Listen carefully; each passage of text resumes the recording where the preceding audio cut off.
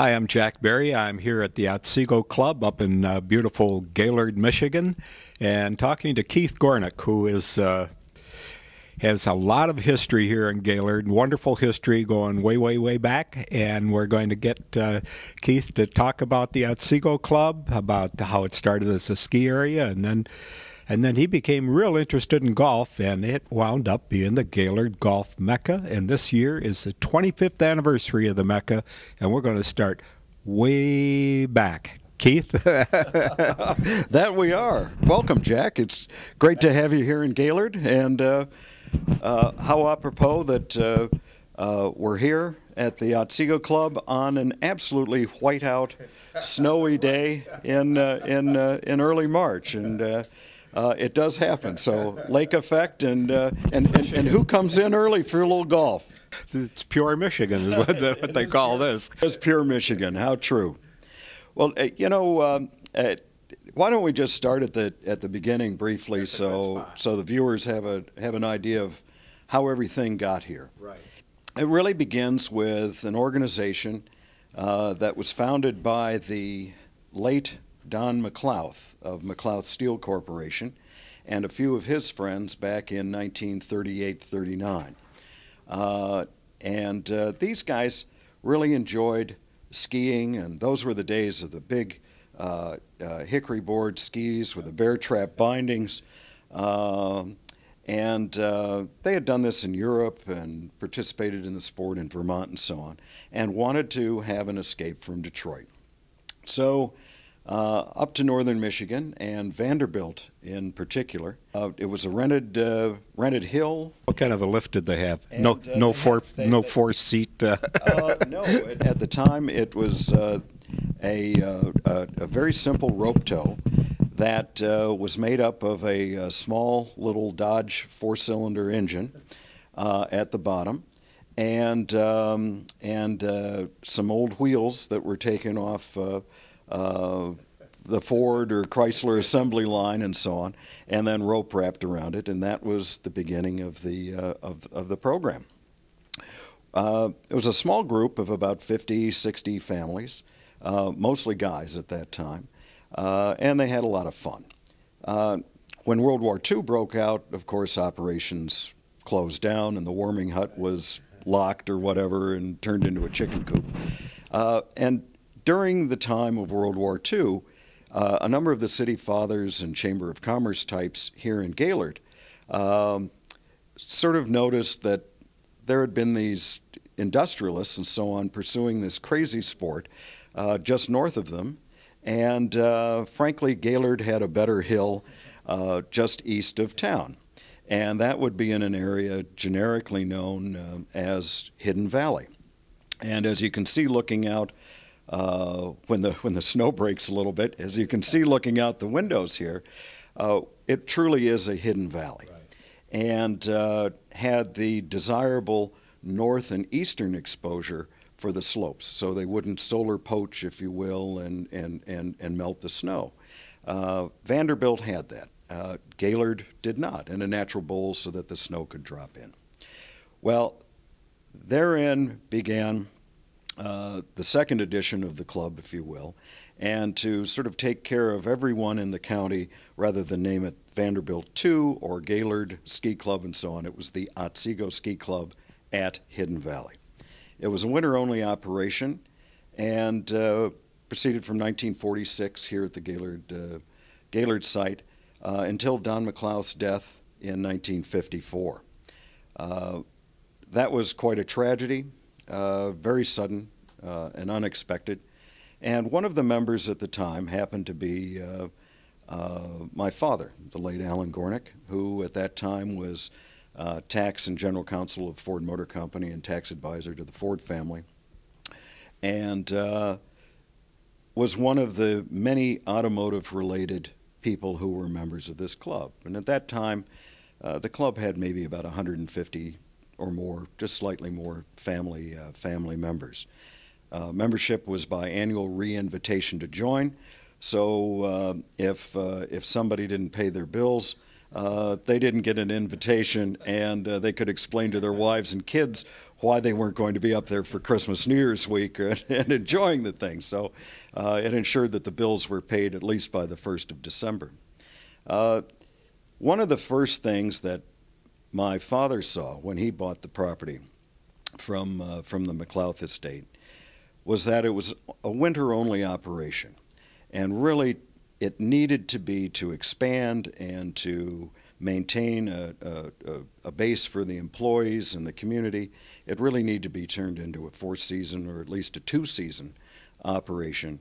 And with that, my dad commissioned the late William Diddle, who was a renowned golf course architect of the time. Indiana, done 100 courses or more. Absolutely.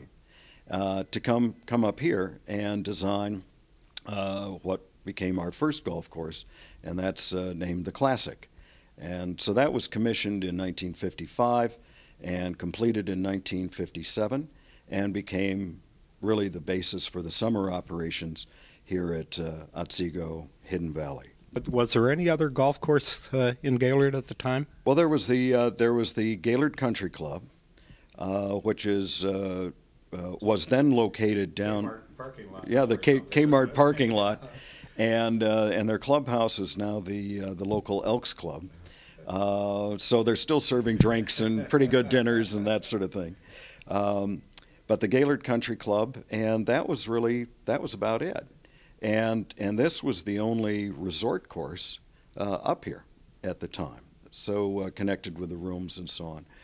Well, with all of that came the expansion, not only the golf course, but taking the property from just a shade under 500 acres to ultimately about 4,000 acres of land. And then tell me the little story about when a reporter came to interview you and asked you how much you owned here.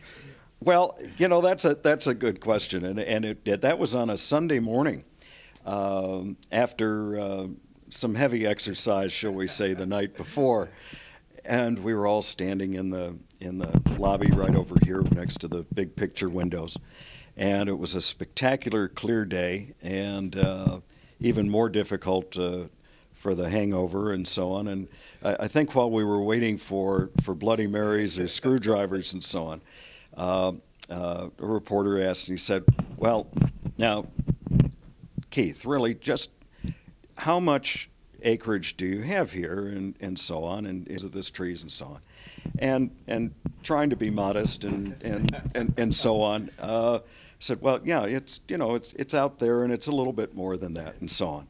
Well, this sort of persisted. Well, does it go to that chairlift? Well, yes. Does it go to this tree line? Yes. And after a while, it just came to the point. I laughed and I said, basically, it's everything but the blue. So, and with that, we all laughed, and the drinks arrived at that time, and so on. But yeah, that was. It is across over the valley and as far as the eye can see. Absolutely, and what a great blessing. And I never really viewed this property as something that I owned, nor did my dad, but really viewed it more as being stewards of the land and the enterprise. This is such a magnificent piece of property, one of many in northern Michigan that are really, these are gifts of God that we all get to enjoy, and I really think that one can't own these things. One stewards them, and you shepherd them, if you will. And then, Keith, there are 2 golf courses in town then. Were there going to be any more? What was the feeling in the town about golf and about promoting it? Well, certainly by the time that the Classic was built, shortly thereafter, George Wellington Smith built Wilderness Valley, that course. And I believe that was in 60 or 61. But basically, those were the 3 core courses. Not too much time after that, very early 70s, late 60s, early 70s, Mishaway constructed their courses. And of course, that was part of a land development, a very nice one. So rolling forward to 1980, 81, 82, there were really four courses, and that would be Wilderness Valley, Gaylord Country Club, Mishaway, and our golf course, the Classic at what's now Otsego Club. One of the things that I found after I'd moved up here in 1976, post-graduation from the University of Michigan, and for what was to be six months or so before going on to law school or business school, was to help my father sell the property. It was a labor of love for him. He enjoyed it. He had recently remarried and was spending more time in Florida and Europe and so on, and had a lot of fun with this place. So he said, listen, while you're taking your 6 months or so on, if you'd like to, why don't you move up north and sort of clean things up a little bit and tidy it up and sell it. Well, long story short, after those 6 months, I worked out a deal with him, and I ended up helping him sell it, but I ended up buying it. I ended up buying it.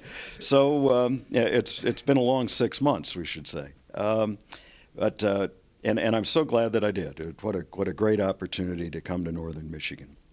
Well, one of the things that I had noticed from the moment I came up here was that many of the merchants in town were not cooperating with one another. Clothing merchants weren't referring them to other stores, and so on and so forth. There was this little bitterness, and that spilled over into the golf courses as well, and the employees at our various courses.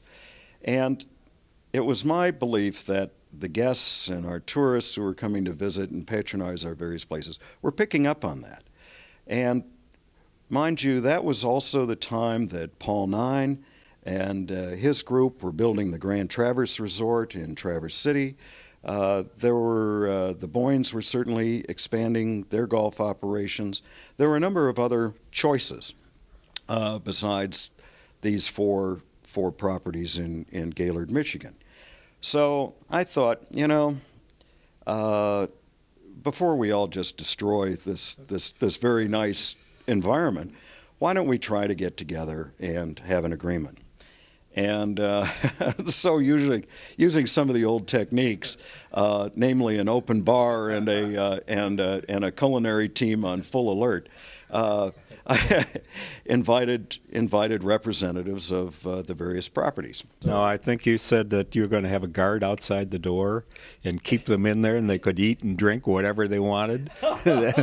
but they had to agree, or you wouldn't open the door again. Absolutely, how true. And you have a great memory, Jack. And we did. We had a guard from Pinkerton's company with a big metal flashlight and so on. Looked very intimidating. And I said, guys, at 12 o'clock, we'll meet in what's now the duck blind, and we'll have some refreshments. Then we're moving into the Pontresina, or what was then just the round dining room, later named Pontresina. And you can drink whatever you want. The wine list is here, the menu, you want rack of lamb, you want lobsters, whatever. But we're all going into this room, and other than bathroom breaks, we're going to stay in there until we either have total war or an agreement in place to get along and market ourselves. So with that, everybody's sort of, well, all right, now, well, you know, at least it's free drinks and food, so we'll show up. And it was a day very much like this. It was in January of 1982, windy, cold, white out. Last thing it looked like was golf. But we all got together, and it was a fun group. From Mishaway, we had Don Werner, their then general manager Jim LeDuc, and Bob Jenkins. From Wilderness Valley, we had Reggie McDonald and another member of his team. From the Gaylord Country Club, we had Fred Otto and another member of his team, and whose name escapes me at the moment. And here we had myself and our then director of sports, Pat Duffy. So we had a pretty good group and a fun group. Well, we all got about half schnockerino and had some great rack of lamb and everything else. And really just put it all on the table and started telling stories of, you know, what the employees had done. And, well, no, you don't want to go to the Gaylord Country Club, or you don't want to go to Otsego Hidden Valley, you don't want to do this, blah, blah, blah. Well, after a little bit of sort of shouting and yelling and this and that, and not too much of it, we all just decided, you know, let's just settle down and let's get along and start referring business to one another. Let's keep them in Gaylord and Otsego County. And with that, we formed a group called the Gaylord Golf Council.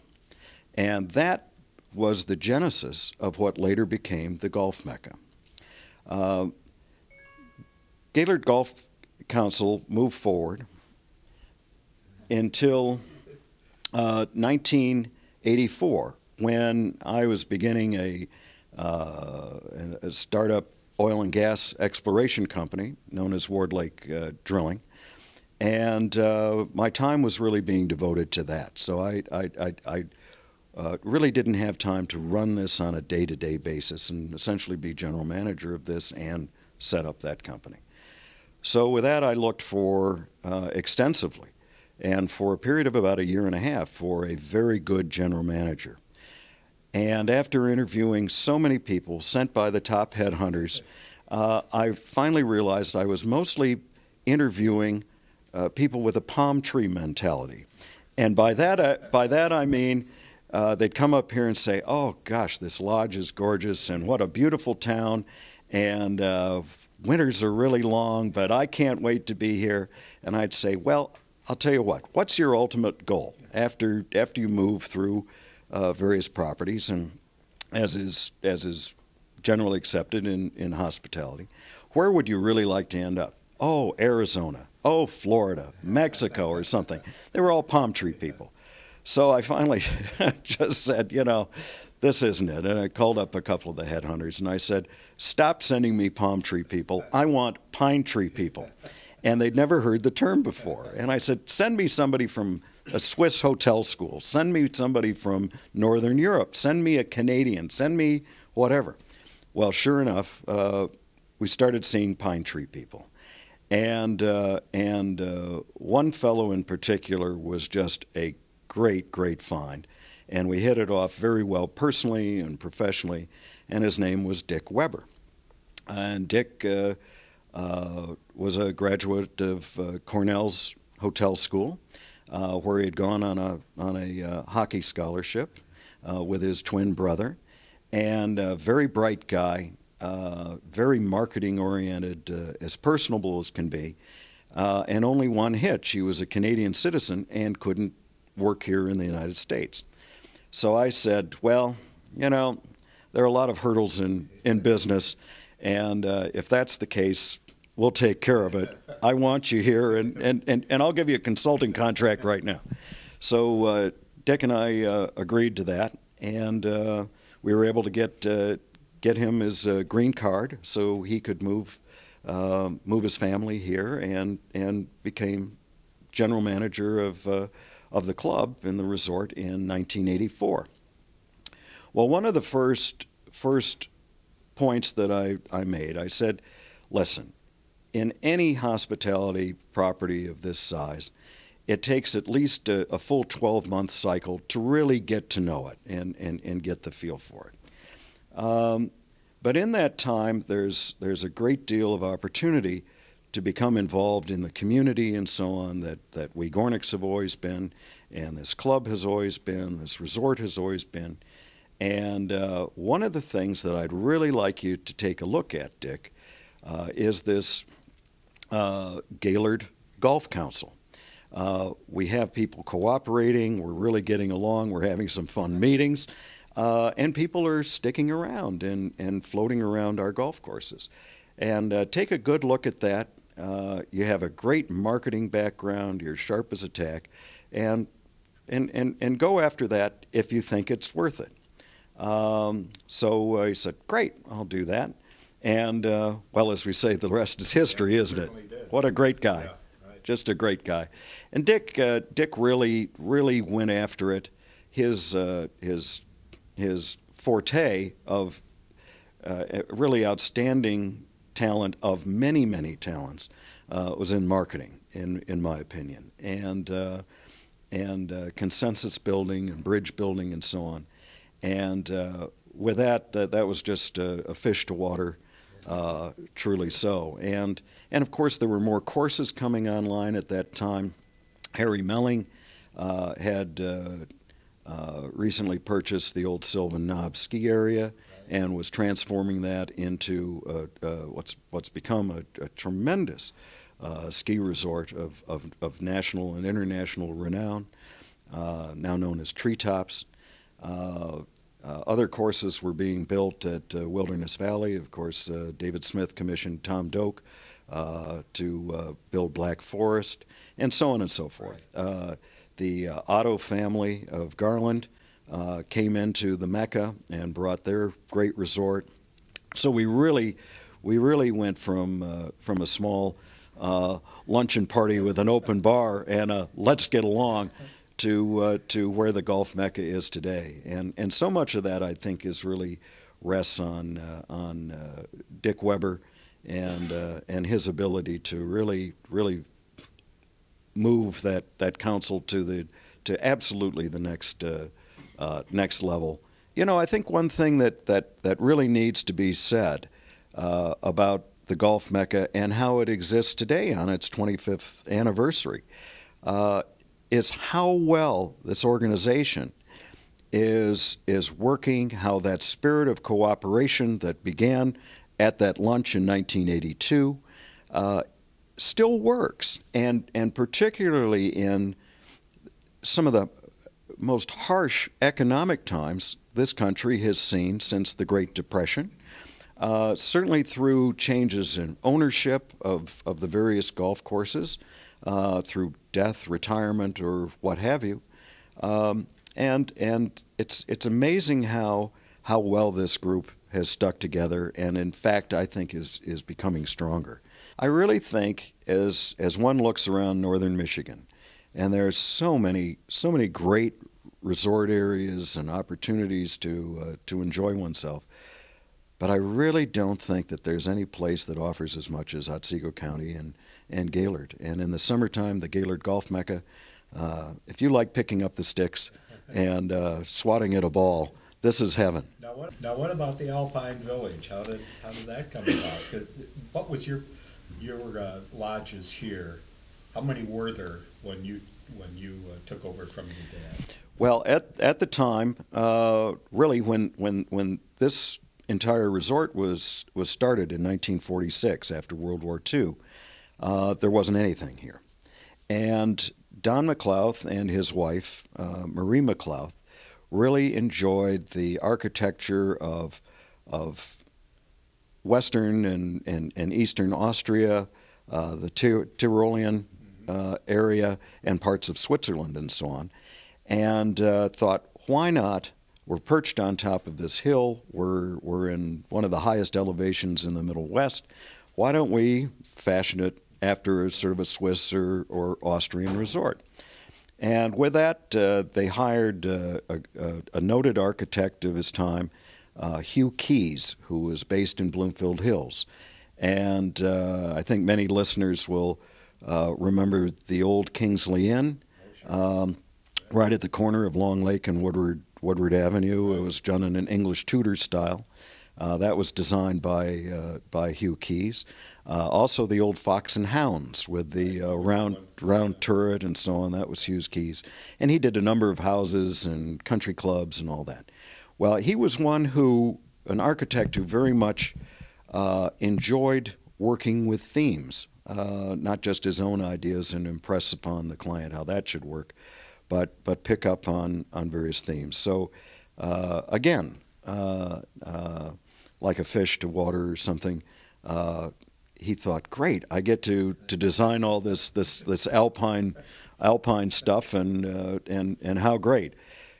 So the main lodge was built, this lodge that we're in today, and the Logmark Bar at the top of the hill, some small log cabins, little chalets that mimic some of the mountain huts in Switzerland and Austria, and then a couple of lodges, the Forest Lodge and the Tyrol Lodge, which are the Tyrol is still there, and Forest had to come down. It was just quite aged. Past its time. Yeah, absolutely, well past its time, and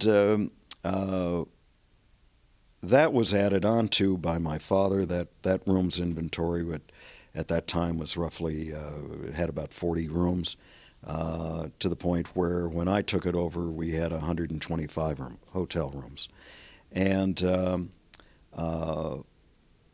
the city of Gaylord picked up in the late 1960s.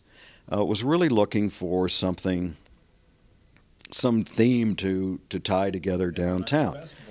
Yeah, and do all of that. And they thought, well, you know, we at one time we're a lumber town, we were this and that. But the real attraction now seems to be these skiers and that sort of thing. And why don't we just adopt the architecture that's already well established out at Hidden Valley, Otsego? Why don't we take that and redo our storefronts and remake ourselves as Michigan's alpine village? And so it was. And of course, one of the tag-ons to that was Alpenfest. You have to have a good festival, and modeled after Oktoberfest. And Alpenfest is still functioning to this day. The alpine theme is having a revival as well, and has really worked very well. One of the interesting points also is that when Gaylord formed itself as the Alpine Village, they decided that in Switzerland should really have a sister city.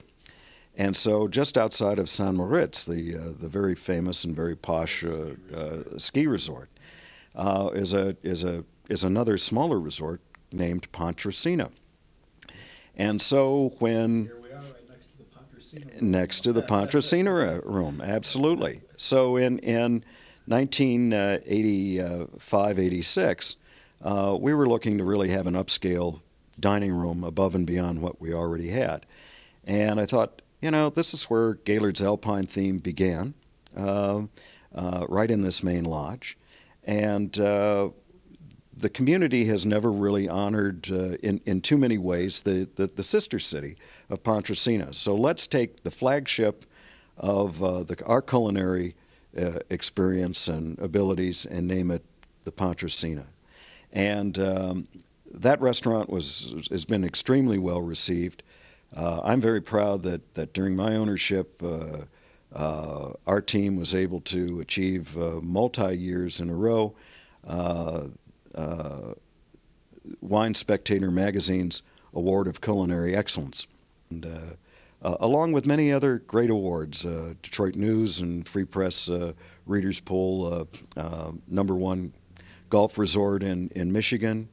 Upon completion of the Tribute golf course, which I think we'll get to in a few minutes, Sports Illustrated magazine rating that as one of the top 10 best new golf courses in the world. But really, there's so much of Gaylord's history that's based right here at Otsego, and it's really been quite a fine journey.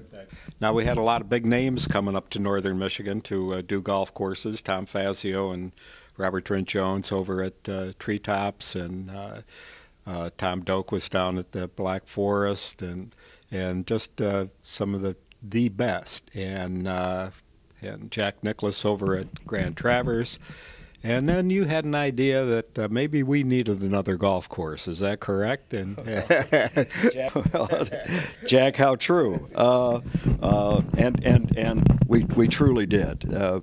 We sat down with our team and did some forward projections, and just realized that we had to have at least 36 holes of golf connected with this property to really make it work for groups, for weddings, for conferences, and to really get the occupancy that we needed in the hotel rooms and so on. So with that, we started looking for golf course architects and land planners and so on who would be sensitive, and that's the key word, sensitive, to this exquisite piece of property. I mean, this is not a cornfield in Nebraska. It has many ups and downs. It's the headwaters of the Sturgeon River, some beautiful wetlands, some great highlands, and elevation changes and so on. So it's one that was really required the right person. And we interviewed so many really fine architects, and I won't name them because, you know, why not? All good people. And at a golf conference in Monterey, happened to meet Gary Koch and Rick Robbins. And we really hit it off, and I liked the way that they were discussing their various other projects that they had done here and abroad, and their belief in pretty much leave it alone as much as possible, and so on. So that sort of perked my ears up a little bit. So with that, I said, you know, I have some land up in northern Michigan, and why don't you come take a look? And one of the comments was, well, all right, Mr. Gornick, but you know, it probably takes about 180 to 200 acres to really make a nice golf course. And I said, oh, yeah, all right. Well, I think we have that. And I said, well, you know, and if you have a little bit more than that, that would be nice. And I said, yeah, I think we could probably supply a little bit more. So, exactly. So with that, I said, actually, why don't you guys come up, and just for starters, I'll give you 1,000 acres to work with. And but fly up, take a look at it. So they did. They looked at the topos. We walked the property, and they said, "You mean we have all of this to play with?" And I said, "Absolutely, guys, have at it." And that they did. And I said, "Here's some basic parameters. Number one, I want you to move as little earth as possible, and that's not an economic decision, but look at this beautiful." Beautiful land. Why don't you find out? God created the land, if you will, and why don't you figure out where to place the tees and the greens and the fairways? I think people love that part of it. I mean, you have so many elevated tees, the drop shots, which everybody, you know, it's the most fun shot in golf, and you've got more than one of them, and you just look out over this beautiful country up here, and then you get down to where the Sturgeon River kind of bubbles through down there. It's just beautiful property. Truly a blessing, and again, that goes back to the concept of stewardship. I said, you know, really just work with what's here, and those two guys, words really cannot describe. Well, I think Gary Koch, you know, commentator on Golf Channel and NBC and so forth, does a terrific job. I think he's very sensible, and even though he comes from the flatland in Florida, why he appreciates what you've got here. One of the things that was so much fun is to just see how people are really enjoying that magnificent golf course. And a number of people say, well, how did the name come about? And we were thinking of so many different things. But in 1998, I lost my father. My father passed away.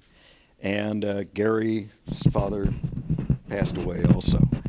And we thought, you know, what a fitting thing. Let's name this the Tribute. A tribute to Alan Gornick, who built all this, arguably, and to Gary's father, and to two great fathers who gave us a love of golf and the land and that sort of thing. A tribute to the game of golf, a tribute to the property. Right. And so there it is, the tribute. And as corny as it might sound, but every day is Father's Day on the tribute. That's good. That's I enjoy playing it, and to me it almost seemed like it's still kind of undiscovered, that as many wonderful courses that there are around, that it's a fun course to play. It really is. Well, I'm glad you enjoy it, and you know, there are times, Jack, that people ask and so on, you know, what did you really enjoy when you owned the resort? And maybe what some of the viewers don't know is that in 2006, excuse me, after having been here for 30 years and operating this, my wife and I had a daughter, and I looked around and I said, you know, our family has helped raise literally thousands of families, help them raise their kids, both on the members' side and also the employees' side. But I want to take some time to raise ours and spend time as a family. So I made what was a tough and very personal decision to